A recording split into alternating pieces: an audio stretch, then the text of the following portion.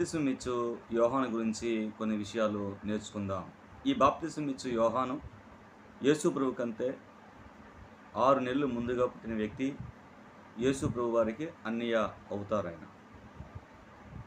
ఈ బాప్తిసం ఇచ్చు యోహాను దగ్గరికి దేవుని వాక్యం వచ్చింది. అప్పుడు ఆయన సువార్త ప్రకటిస్తూ ఉన్నాడు. ఏమని సువార్త ప్రకటిస్తున్నాడో చూద్దాం. అంతటా అతడు వచ్చి పాప క్షమాపణ నిమిత్తము మారు మనసు విషయమై బాప్తిసం పొందవలనని యొర్దాను నదీ ప్రదేశం అంతటా ప్రకటించుచుండెను. హల్లెలూయా. ఏమంటున్నాడు?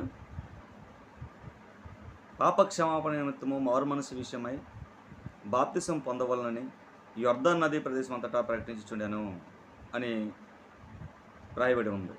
అంటే ఈ బాప్తిసం ఇచ్చే యోహాను ఒంటె రోమములు ధరించుకునేవాడు, మిడతలు అడవి తేనె తినేవాడు, ఒంటి రోమల వస్త్రం ధరించుకునేవాడు.